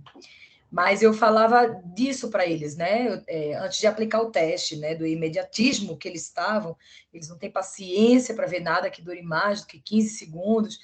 E aí eu falei que a minha sobrinha de 7 anos queria fazer um bolo no fim de semana, e na cabeça dela o bolo era assim que fazia, e ele crescia e comia, e era rápido. E não era assim.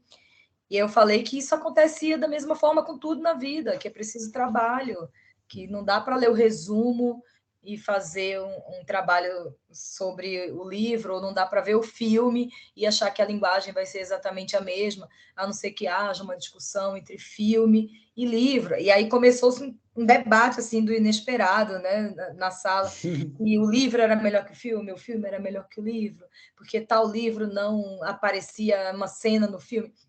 E aí a gente conseguiu trazer uma discussão bacana para além do livro, que deveria ter sido lido. E não foi. O teste foi aplicado mesmo assim. As notas foram baixas, né? E aí eu até brinquei com eles. Vocês gostariam de, sei lá, arrancar um dente com um dentista que leu o resumo de como arrancar um dente, ou de um dentista que realmente estudou, foi lá, fez todos os procedimentos? E aí eles riram, né? Mas é isso. Eles não têm mais paciência para ver nada que dure muito mais do que 15 segundos, para ler um parágrafo que dure mais do que 10 linhas.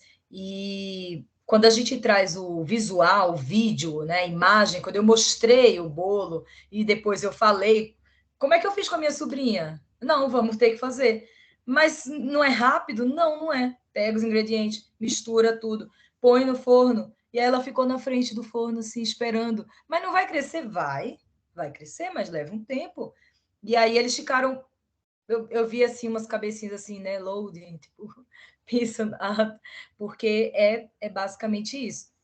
E sobre o filme em si, novamente, né? Tinha várias coisas que muita gente tocou, que eu falaria.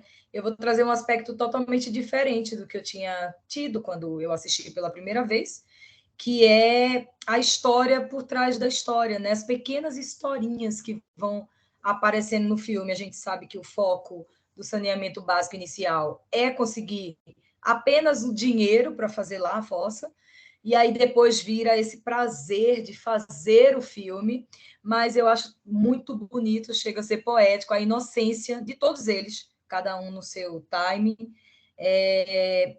diante das suas relações pessoais ali, seja no relacionamento da personagem da Camila Pitanga com o personagem do Bruno Garcia, ou, né, naquela relação delicada daquele problema de saúde que tem o personagem do Wagner Moura junto à mulher, né? E eu acho interessante como o Wagner se coloca assim, não que ele assim, esteja muito assim, mas eu gosto muito dele como ator, mas como ele se coloca assim, igual né? Diante de tantos atores ali, e aí a Fernanda gigante no filme. Eu acho muito bonito as cenas, os olhares dos dois, né? Porque eles estão falando do filme, do fazer, do prazer que eles estão sentindo em fazer isso, mas tem uma relação ali deles que está ali também com o conflito e a timidez né, do Wagner, ele como o marido da Fernanda, e depois ele super empolgado, fazendo monstro, querendo se caracterizar. E quando a gente vai fazer qualquer coisa com os alunos, existe o que a gente está fazendo e as pequenas histórias que a gente vai pegando no processo. E esse processo, para mim, é o mais interessante. Uhum. Qualquer atividade que eu faça com eles, né? Eu queria falar sobre o livro, O Médico e o Monstro, e acabei num debate sobre quem é melhor, o livro ou o filme. Então, esses caminhos que vão surgindo dentro do caminho são muito interessantes quando a gente vai falar de cinema na sala de aula. E como é que foi a conclusão? O livro ou o filme? O que você achou da fala A deles? maioria que lê, porque tem que pegar, né, uma amostra de quem lê prefere o livro, porque diz que as escolhas dos diretores não são tão interessantes quanto as do livro. E aí eu falo, né, da licença poética do autor. Mas junta 3 personagens em um, não faz sentido. Quem lê o livro entende muito melhor aquela cena. Mas, em contraponto, tinha gente que nunca tinha lido nenhum dos livros e gostou do filme, atingiu um público, e aí eu sempre tento trazer para eles qual é o objetivo, né? O filme tem um, o livro tem outro. Que bom que fazem filmes dos livros, que bom que os livros existem para que os filmes sejam feitos. Talvez interessante eles fazerem o filme deles desse livro, né? Assim, podia ser. Uma boa estratégia. Os livros que ficaram sendo discutidos eram Harry Potter, Percy Jackson, Senhor dos Anéis, tem a ver e aí com cada um tinha o repertório que eles têm, né? Uma teoria assim, incrível de que porque tal cena, mas é legal, trouxe uma discussão, né? E se gerou uma reflexão. Para mim, alguns dos objetivos mais importantes já estavam sendo ali atingidos, mesmo que a nota dos testes tenha sido baixíssima, eu tinha que passar o teste, passei, mas ficou a reflexão, né? Vai ler o resumo ou vai ler o livro numa próxima vez? Não pelo mesmo teste. E é muito legal isso que você fala. A gente trabalhou na versão desse curso na anterior, trazendo obras que estavam vinculadas a alguma obra literária, seja uma peça de teatro ou um romance. E é isso, e é exatamente isso que você traz. Porque não existe é difícil pensar o que é melhor, o que é pior. A gente só tem que pensar que na literatura, quando você lê, e a literatura muitas vezes é uma leitura por imagens, você faz aquelas imagens na sua cabeça do que você está lendo. Quando você assiste um filme, aquelas imagens já lhes são dadas. Aí é que está. Verdade. Para muitos, por exemplo, os meninos da tarde, do 6º ano, estavam lendo Pedro Bandeira, A Droga da Obediência. Então, alguém descobriu que tinha um áudio do livro no YouTube. Dura mais ou menos 3 horas e 40. Só o áudio. Alguém leu o livro inteiro, né? E aí colocou isso na sala. E colocou como um mistério. A professora vai brigar. Eu disse, olha só, não é o ideal. Eu gosto de ler, inventando as vozes na minha cabeça, criando como é que vai ser tal personagem. Quando você pega uma moça dizendo, então, o Miguel... E aí eles começaram a dizer, eu acho chato. Mas, se você quer fazer uma faxina no seu quarto e está sem tempo de ler o livro e a prova é no dia seguinte, é melhor do que nada. Aí a menina falou, professora, eu comecei a ouvir o áudio e não tive paciência. Aí peguei o livro. Eu disse, bom, eu sempre vou preferir o livro, mas vocês não têm que preferir o que eu vou preferir. E de manhã, os alunos são maiores, né? À tarde, os alunos do 6º ano têm 10, 11 anos. A maioria leu, o que me deixou muito contente. Muito contente. E aí depois vê o filme, né? Lê primeiro, depois vê o filme. Pode ser no caso da Droga da Obediência, não tem inclusive filme. Para ver essa... E tem pessoas que preferem ler o livro antes de ver o filme por recear de, ao ler o livro após ver o filme, ficar condicionado a imaginar os personagens pela imagem dos atores. Pela imagem que o diretor... Eu sou dessas pessoas, porque acaba sendo isso mesmo. A cara do personagem vira a cara do ator, a voz vira a voz do ator. Para alguns estudantes, isso talvez ajude. E aí não tem que ser tudo como eu acho que tem que ser, mas para mim, perde boa parte da graça, porque imaginar é bem mais interessante. E o Rafael mencionou aí a versão do semestre passado do nosso curso, eu até me lembrei aqui, que é um belíssimo exemplo de transposição de linguagens, porque são universos de expressão diferentes, então não tem como, né? Isso, inclusive, o filme dá um exemplo magnífico, né? Como é que você vai botar numa filmagem o aroma das cerejeiras em flor? Das corticeiras em flor. Como é que filma isso? Né? Aí eu me lembrei do A Hora da Estrela, Rafael, porque no livro da Clarice, que é uma adaptação, né, do livro da Clarice, da Tata Amaral? Não, é da Suzana Amaral. Suzana Amaral, né? No livro, você tem ali um narrador que está sempre presente. No filme, quem é o narrador? Para mim, é a câmera. Substituir o papel, aí vai da interpretação de cada um, né? Alguns consideram que o narrador no filme, que aparece muito no livro, é a própria câmera, a própria direção do filme, que vai escolhendo as imagens, vai mostrando a situação, o ângulo dos personagens. Você vê o que é uma possibilidade de transposição de linguagens, né? E cada um guardando a sua peculiaridade, né? Enfim. Um outro diretor... Essa comparação sempre é muito difícil. A voz-over, o narrador... Botaria de outro jeito, Como tirar do papel e transformar aquilo em imagem e movimento, né? A grande questão é essa. O roteiro deles mesmo, se você mandar aquele roteiro para outro, ele vai vai fazer de outro jeito. Então, pensando nisso, que para o sexto ano, que topam mais, né, empreitadas assim, mais lúdicas, eu dei a mesma cena do livro, A Droga da Obediência, e pedi para que cada um criasse a sua cena, encenasse. E assim, eles podiam fazer pequenas adaptações. Podia fazer como se fosse numa época antiga, podia fazer uma versão zumbi, podia fazer uma versão rock. Então, assim, e era o mesmo texto, eles tinham que dizer o mesmo texto. E ficou muito engraçado. Talvez o nono ano devesse assistir as apresentações do sexto, para ver as licenças poéticas.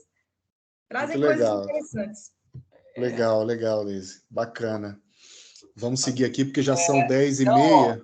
Porque a gente não conseguir vencer. Passando para o próximo, e só recomendando, como gancho aí da fala da Daisy, um filme interessante, mas aí de direção de fotografia em cinema, chamado Os Iluminados. É o mesmo tema, pegam 8 diretores de fotografia de cinema brasileiro e pede para cada um montar a mesma cena com a sua própria iluminação. Como é que ele vai iluminar cada uma das cenas? Montagens audiovisual, de iluminação e enquadramento sobre o mesmo tema, Os Iluminados. A palavra dele, Suzy. Suzy.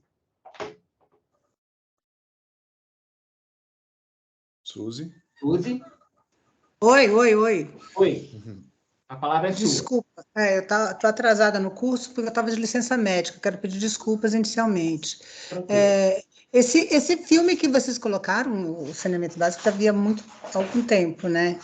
E assim, o que eu acho de mais rico é a questão da coletividade, de você da construção dessa coletividade.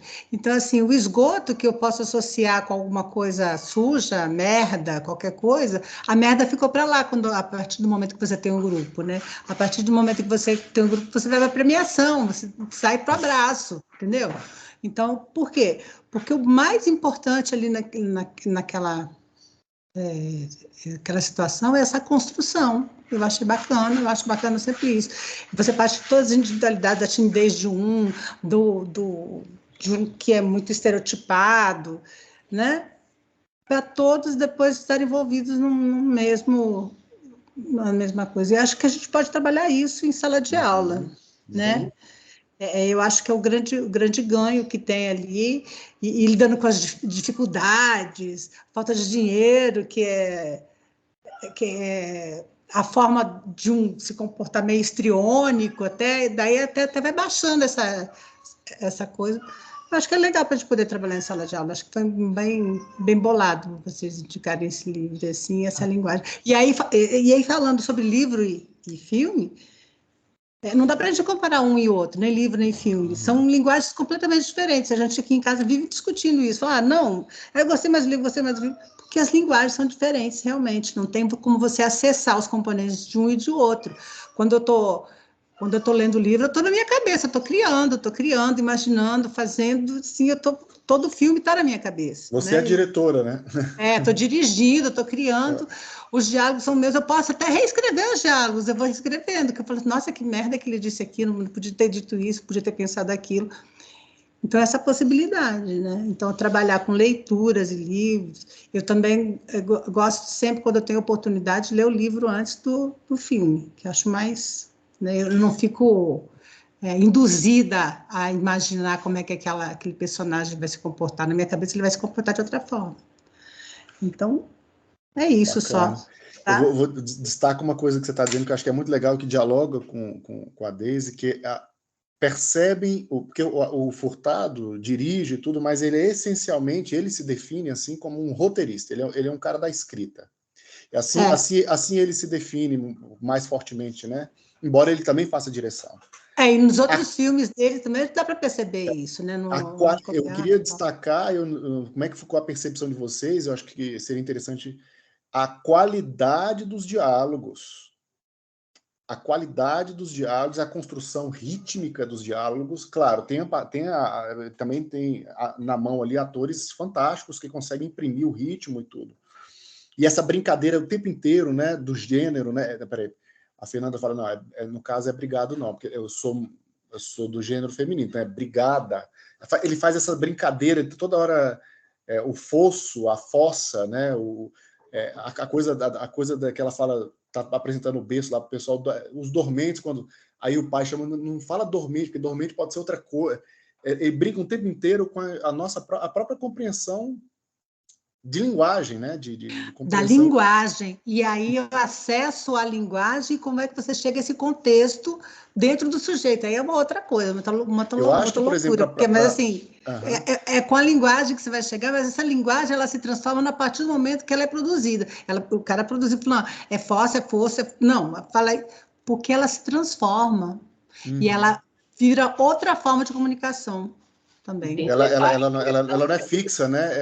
É fluida. Ela é fluida, ela transita, né? E eu acho que para um professor de língua portuguesa isso deve ser um manancial assim, que trabalha com essa questão da escrita, os conceitos, aquela pesquisa no dicionário. O que é ficção, meu Deus do céu? Aí eu acho que são desdobramentos possíveis aí interessantíssimos. E tem um detalhe interessante que é colocado na primeira cena do filme, inclusive quando você não tem imagem, está o over da Torres, que é a intertextualidade. Se vocês lembrarem bem, ela está abrindo uma poesia para continuar um documento oficial para entrega de prefeitura. Ela abre com poema. Então, você tem combinação de duas linguagens ali, que para alguns críticos, isso já traz um aspecto da obra que, se der tempo, daqui a pouquinho eu quero comentar, que é de você fazer combinação, que é uma das características da colonização da cultura brasileira pela cultura de massa, que é de você fazer combinações descontextualizadas de culturas distintas. Mas é um outro aspecto que dá muito pano para manga e que é explorado por esse filme. Mas tem uma também coisa é uma brincadeira de roteiro. Você vai ler um documento oficial para entrega de prefeitura com abertura poética, né? Que é a primeira cena do filme. Inclusive, o filme abre com isso. Tem eu acho que é legal pegar esse gancho que você está dizendo. Numa obra do cinema, no caso, a gente tem que pensar duas perspectivas assim que são interessantes. Uma coisa é aquilo que está no discurso que aparece no filme, aquilo que aparece, que está mais evidente. E outra camada, seria qual seria, então, o discurso do autor. Vamos pensar no Jorge Furtado aí.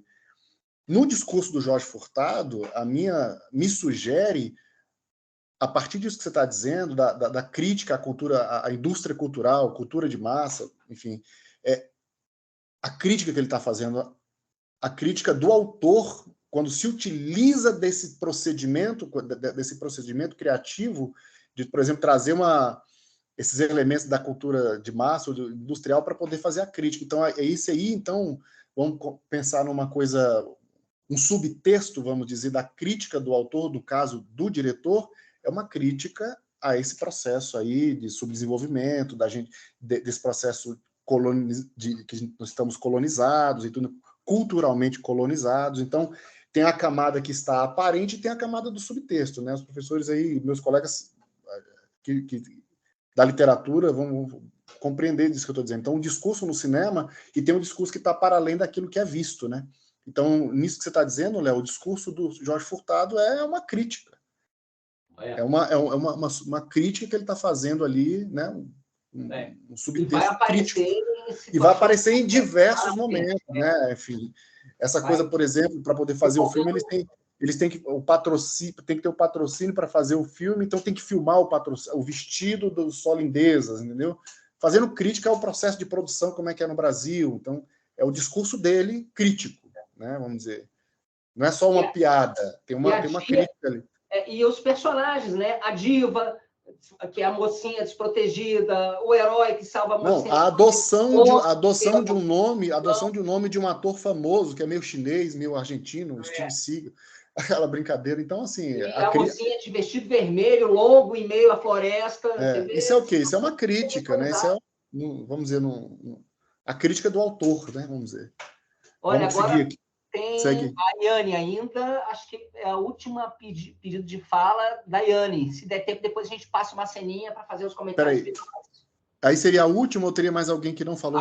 Sim, não apareceu mais nenhuma mãozinha aqui. Perfeito, vamos voltar com a Yane e aí a gente faz para fazer o fechamento, que já daqui a pouco chegam 11 horas, e a gente está contigo de novo, Yane.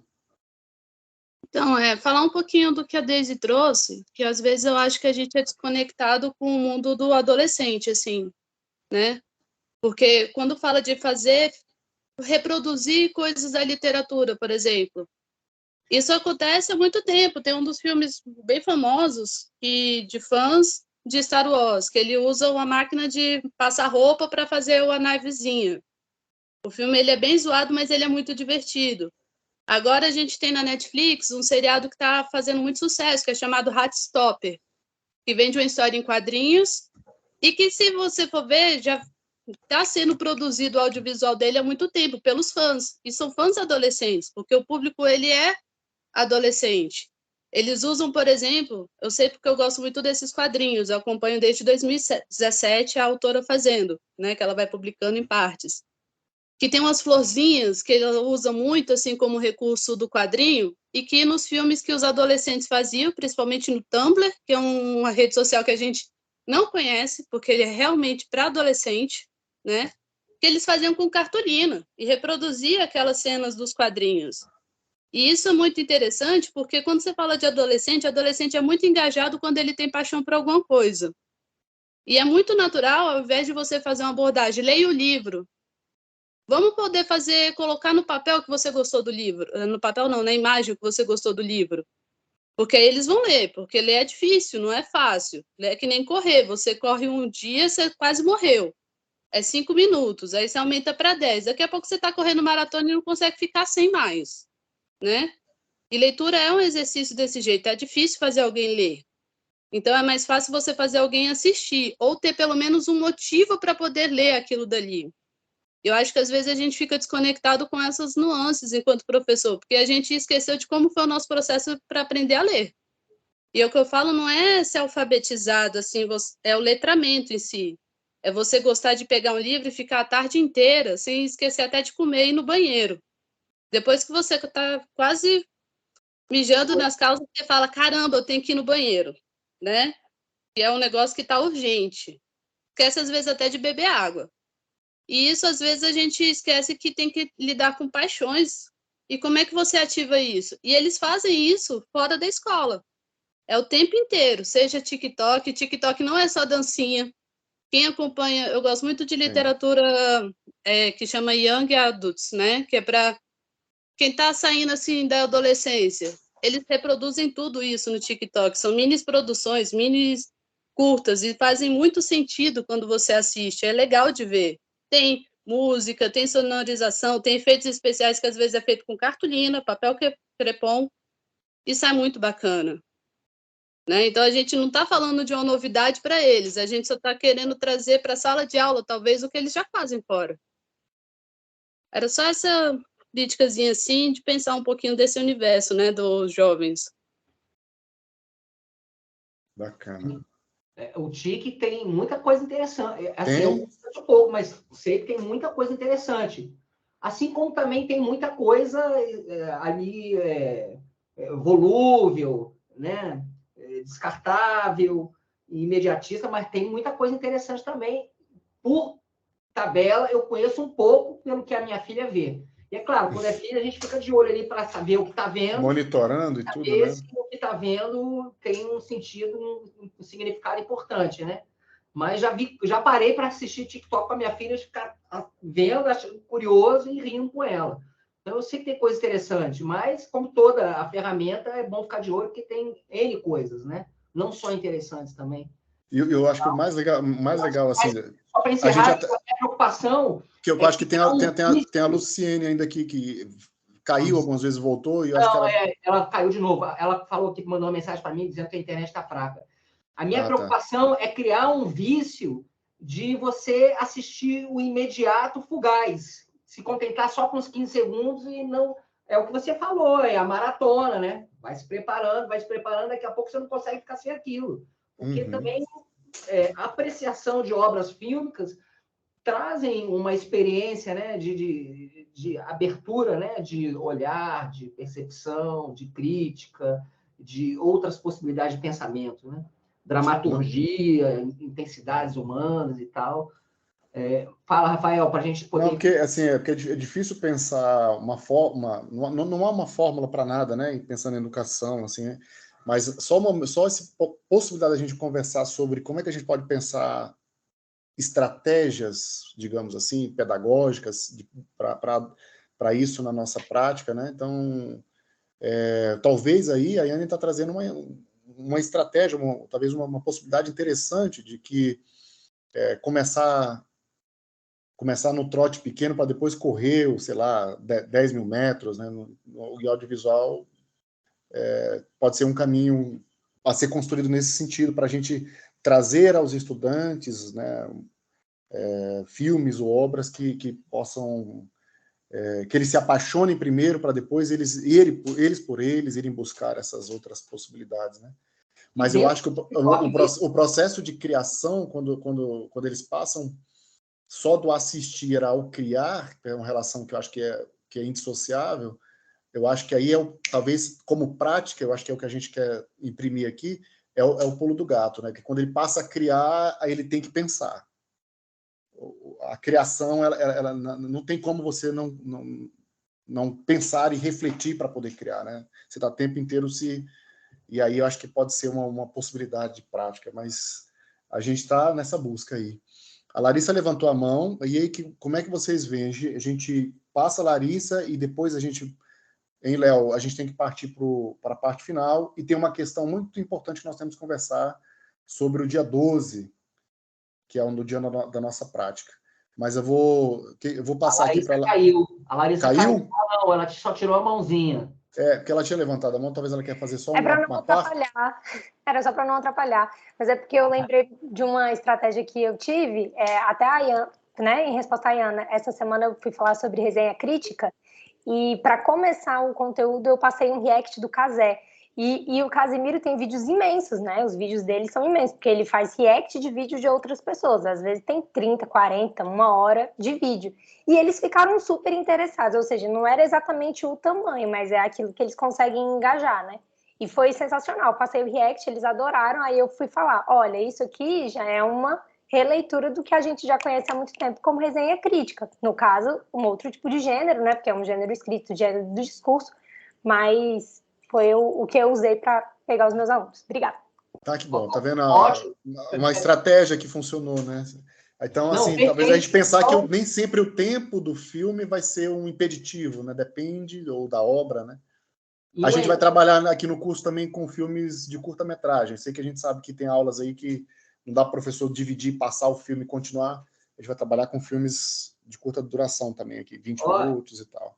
E só para encerrar e a gente ir para os finalmente, completando o que a Larissa falou, de uma experiência pessoal com alunos do 6º ano, 7º ano, 11, 12, passei, e uma experiência radical, hein? Que não é um filme lúdico, é um filme com drama pesado, e os meninos de 1 hora e pouquinho, que eu tinha que dividir em 2 aulas, os meninos ficavam parados, compenetrados, do início até o fim, que é um documentário chamado O Juízo, que mostra situações de audiência com menores infratores, entendeu? Ele está no YouTube, esse Julgados, filme. ou o contexto familiar deles. Os meninos parados, 12 anos, não piscavam o olho 1 segundo. Você vê como muitas vezes o contexto, a situação, o preparo, né, o teor da obra. Né? E é um filme de observação, assim, da Maria Augusta Ramos. É Exato. fantástico. Ele tá no Netflix. Interessantíssimo esse filme. Só para completar essa ideia, e aí fechando as experiências, eu acredito muito nisso. É tudo sempre como se vende o que você vai apresentar para os alunos.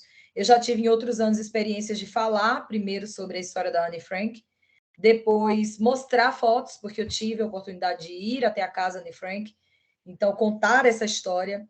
E aí eu citei que tinham vários filmes e que eu poderia trazer umas cenas. E tem um filme que tem quase 3 horas de duração, preto e branco, quase não tem fala, porque toda a trama se constrói na ideia do silêncio que a família dela precisaria fazer ali dentro daquele esconderijo. E os meninos também de 6º ano. A sala ficou em silêncio como se nem eles pudessem respirar, porque se eles falassem alto, alguém no filme ouviria. Então, assim, tudo é sempre como se vende. E, às vezes, a gente vende o mesmo produto em 3 cestos diferentes. Vai ter um cesto que vai comprar, o outro não. É tudo muito complexo, porque a gente cada sala é uma sala, cada estudante é um a gente trabalha com pessoas e as relações delas com as histórias. Então, assim, não vai funcionar em todas. Algumas estratégias podem funcionar em todas. É sempre um mistério. O importante é tentar descobrir o melhor jeito para cada turma. E ter a ideia, aí no meu caso é uma experiência muito particular, de que não dá para mostrar para eles apenas o que eles querem ver. O nosso trabalho é também apresentar uma janelinha, nem que seja uma fresta, para que eles tenham interesse de entrar. Se vão ter ou não, a gente só vai descobrir no processo. Se eu for fazer só o que eles querem ver, o que eles gostam de ver, eles só vão ficar com aquilo que eles já costumam ver. Então, é interessante trazer mesmo outras coisas. Isso. Pensar como é que a gente pode ultrapassar a vontade deles, né? Enfim. Rafael, isso, minha gente. Hã? Eu tô com uma, você também tá com uma, porque a gente também tem que discutir aquela questão do dia 12, hein, Léo? Tô preocupado com isso. E já vai dar 11 horas. Que horas são? Faltam 4 já vai dar 11 horas e a gente não pode passar muito, né? Porque, inclusive... Você quer botar a sua cena? Vamos tirar para o ímpar para ver quem... Vamos botar só um para ver quem põe, se eu, você... Ou eu queria... Tá tranquilo. Pode ser. Eu ia trazer uma cena aqui para a gente pensar a questão da cena em si, mas como é que ela é construída, inclusive pensando a questão do áudio também e do próprio diálogo. Se você quiser trazer, você pensou em alguma outra, porque a minha é curtinha. A cena, para mim, que é uma cena importantíssima no filme e que traz toda essa discussão dos contrastes da cultura brasileira, o novo, o antigo, as comunidades interioranas, as inovações tecnológicas e tal, mas era uma cena, eu ia fazer uma dinâmica, a cena tem uns 3 minutos e meio, eu ia passar primeiro, ia pedir para que comentasse, não dá mais tempo de fazer isso. Depois eu ia levantar alguns pontos. Mas eu posso passar e vou comentando ao longo detalhe. Com muita gente a gente passa... Eu só tô preocupado em relação à questão de horário mesmo, porque a gente for passar e fazer um comentário... Não, a dinâmica não dá mais tempo, mas eu posso passar e comentar rapidinho alguns pontos na cena. São 3 minutos. É possível? Vai lá, manda lá. Então, peraí, deixa eu compartilhar aqui. E depois a gente vai fazer só um comentário sobre a aula presencial que está prevista para o dia 12, né? Temos uma questão do dia 12, enfim, para conversar. Por isso eu estou preocupado com isso. E o tempo deles também, né? A galera tem que dar aula à tarde, enfim. Eu não sei se apareceu aí. Sim. O Wagner Moura aqui apareceu nessa janela. Então, eu vou soltar e vou comentando, tá bom? A cena que vai entrar agora é onde o Paulo José com o Tonico Pereira, né, que são os 2 idosos ali da comunidade e tal, estão conversando cada um com seu carro. Repare que na conversa deles, por isso que eu vou comentar antes, porque senão não dá para a gente acelerar um pouco. Um tem uma tecnologia, outro tem outro. Tá? Um é o carro antigo, com som antigo e a música antiga. O outro é o carro novo, com um aparelho de reprodução novo e uma música meio rave, techno. E perceba o detalhe. Quando tem plano e contraplano. O que é plano e contraplano? Mostra um aqui, a cena corta para outro lá. E percebam que atrás daquele que está com o carro antigo, tudo antigo, o cenário é de mata, floresta. Atrás daquele que está com tudo novo, o cenário atrás é de cidade, prédio. Primeiro detalhe. Então, vamos lá. O Rafael me confirma se o som está indo. Está baixo um pouquinho, só sobe um pouquinho o som, né? Mas está saindo. Eu estou atrasado, não é? Isso. Não chegou. Cara novo, hein? Bonito. Não é. Venha ver. Floresta atrás do carro antigo. Eu comprei usado, semi-novo. Prédio atrás do carro novo. É muito seguro. Tem 4 airbags. E o som? Uma belezura. É um jazz, né? Um techno, né? Cabem 12 CDs para viajar. É uma maravilha. O meu é de tudo na vida. As contas.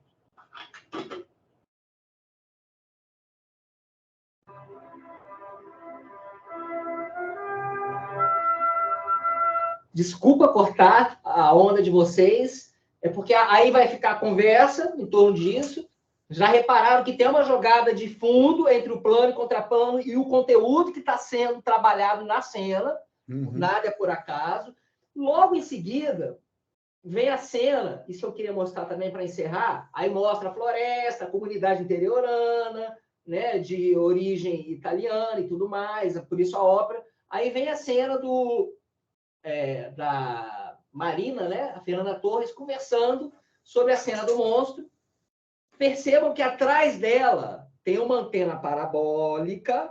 O que simboliza a antena parabólica? É o instrumento pelo qual está chegando a cultura de massa para eles ali, televisão, tá? E eles discutindo como construir, acho que, se eu não me engano, a cena do monstro com uma cena do filme. Eu vou soltar aqui.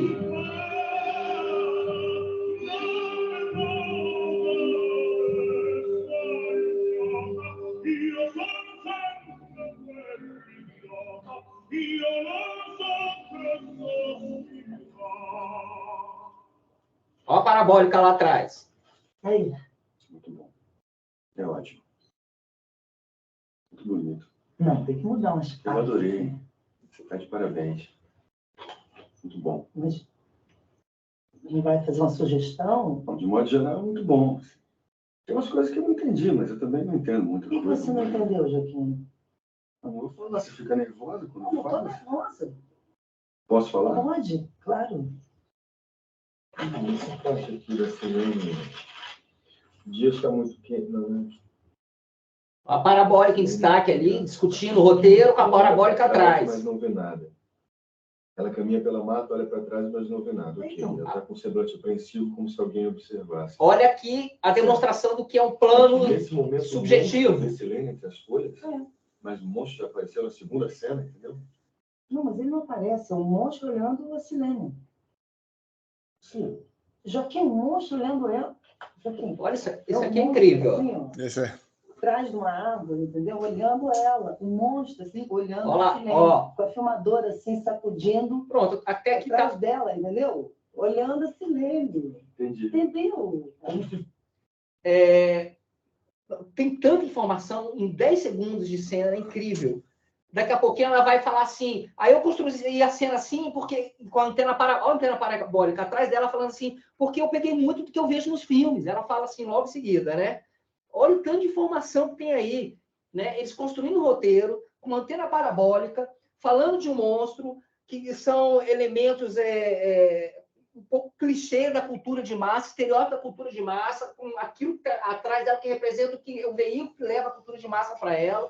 Ela falando, eu repeti um pouco o que eu vejo nos filmes. E assim, quando ela vai demonstrar, olha o que é a brincadeira, no jogo de linguagem, quando se usa o recurso da metalinguagem. Quando ela vai mostrar o que é um plano subjetivo, é como se ela fosse a diretora do filme, porque o filme real, que é o que está mostrando tudo, o Jorge Furtado, faz um movimento seguindo o comando dela, da personagem dentro do filme. Vocês já repararam a brincadeira que tem aí? Sim. Então, a equipe do Jorge Furtado está seguindo não mais o que eles são fora do filme, dentro do filme. Está seguindo o que a personagem lá dentro do filme está comandando, está seguindo a cabeça dela. Então, tem essa brincadeira de linguagem aí também, né? E, para encerrar a minha fala, tem um ensinamento aí do que é levantar o suspense no filme. Você não vai mostrar o personagem, você vai mostrar o olhar do personagem, você não entregou o personagem ainda. Ou o tanto de ensinamento que tem em 10 segundos de filme, né, de cena. Então, era isso que eu queria dizer. Eu vou tirar aqui, tá? Beleza. Poxa, bacana demais, hein? Bacana isso aí que você tem uma infinidade de coisa aí, inclusive para quando for trabalhar com os estudantes, para o processo deles, essas cenas servem muito, né? Quando eles também forem criar, né? Se chama subjetiva, tá? Que é você colocar a câmera e filmar na perspectiva do olhar do personagem. O olhar, isso. E no roteiro você escreve POV, P-O-V. Ou se chama também a câmera subjetiva, tá? E esse, só para arrematar, esse filme, em certa medida, ele segue um pouco as premissas, vamos dizer assim, daquele texto lá do primeiro módulo, né? Aquela coisa do personagem, aquela criação, vamos dizer, mais clássica. A gente vai trabalhar com outros filmes que vão, de alguma maneira, ultrapassar um pouco isso aí, a gente vai chegar nisso depois. Bom, gente, eu acho que, infelizmente, o tempo aqui já até passou o nosso tempo. Eu acho que foi riquíssimo o nosso processo de debate, conversa aqui, que eu acho que a troca é muito, muito importante. Eu fico feliz demais com isso. E eu acho que vai estar guardado aí nas nossas mentes e corações tudo que a gente conversou e pôde trocar aqui sobre nossas práticas e a questão do audiovisual nesse processo. E na gravação da aula também, Rafael, se quiser, pode até... A gente põe o link depois lá, viu? Eu não sei se eu vou colocar o link na plataforma para não dar aqui, então eu vou colocar lá na plataforma. Não, agora não, porque tem os alunos da tarde ainda. Isso, vai demorar um pouquinho, mas vou colocar lá. No canal do YouTube, fazer tudo isso. Isso, vou fazer um link no canal e colocar lá para as pessoas, quem quiserem retomar algum ponto e ver e tal. Mas é isso, minha gente, agradecer demais, mas antes de fato de partir, a gente queria ver com vocês uma questão. Ontem teve a assembleia dos professores... Desculpa, Rafael, se quiser cortar a gravação da aula, porque a aula... perfeito. Porque eu vou encerrar a gravação aqui, gente, só para a gente conversar uma coisa que é importante sobre o dia 12.